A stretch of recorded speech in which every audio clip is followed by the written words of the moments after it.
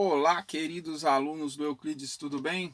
Alunos do quarto ano, hoje dia 30 de julho, vamos falar um pouquinho hoje, vamos fazer uma revisão, na verdade, falando um pouquinho sobre fontes históricas, ok? Na aula para você fazer as atividades de história de hoje. Então vamos relembrar algumas coisas, tá? Então, você já sabe, ok? Isso aí você já sabe, que a história é a ciência que estuda o passado. Então toda vez que a gente fala de aula de história, a gente está falando do quê? Do passado, né? Mas como que os historiadores descobrem o que ocorreu lá no passado? Ok?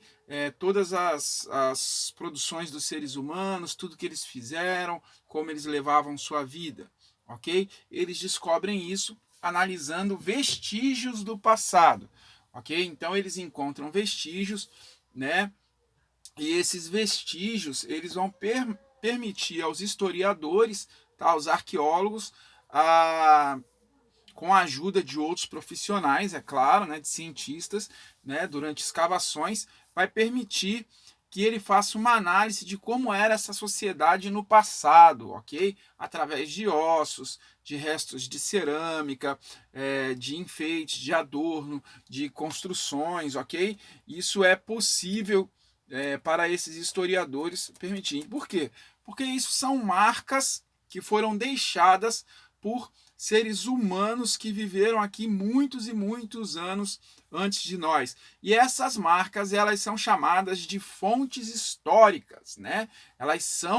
As fontes históricas, elas são o principal material de investigação para os historiadores, ok?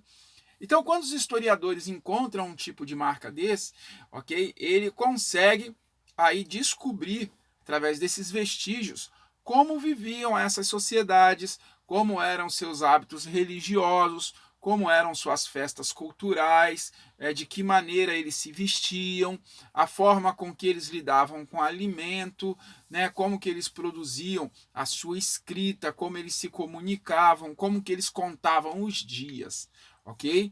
Isso é possível por causa das fontes históricas. E as fontes históricas, elas podem ser duas. Elas podem ser fontes materiais. Vou explicar agora só sobre as fontes materiais.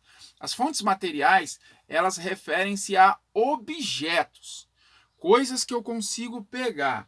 Então, todo objeto que é material, que eu consigo pegar, produzido por uma sociedade, seja um dente, um pedaço de osso, um pedaço de cerâmica, um móvel antigo, um resto de construção, isso é fonte material, ok? Pedras talhadas, né, utensílios domésticos, né? Então isso são fontes materiais. Eu consigo analisar através desses objetos. Normalmente a gente vai encontrar muitos em museus, ok? E nós vamos ter um outro tipo de fonte histórica também, muito usado pelos historiadores, que são as fontes imateriais. As fontes imateriais, elas não vão ter aí uma estrutura física, um suporte. A gente não consegue pegar uma fonte imaterial, ok? Mas elas vão fazer parte da memória do povo, tá?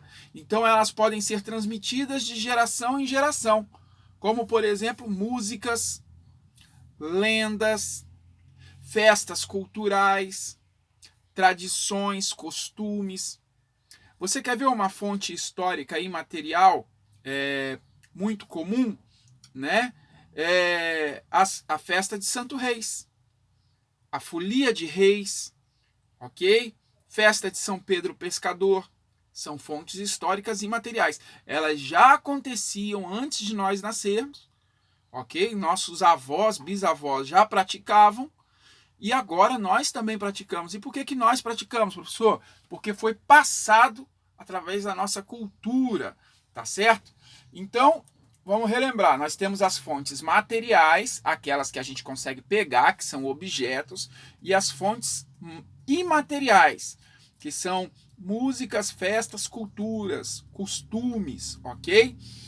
Bom, mas é possível também a gente analisar aí, né, um outro tipo de classificação de fonte histórica, tá?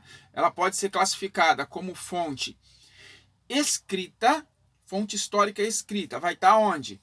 Nos livros, né? Vai estar nas certidões de nascimento, tá lá dizendo o local onde a pessoa nasceu, a hora que ela nasceu, o hospital que ela nasceu, ela vai estar em documentos, em relatos, né, em recibos, em fotos, ok? São fontes escritas. Fotos não. Fotos vai estar numa outra fonte, vai estar na fonte visual, ok? Então, fonte visual é aquela que a gente consegue ver, ok? Então, podem ser reproduzidas por meio de pintura, um quadro antigo, por exemplo, um quadro de Monet, um Pablo Picasso, um quadro, por exemplo, de Van Gogh, tá? Uma coisa que retrata bem a antiguidade, né? Traz aí também como uma fonte histórica visual.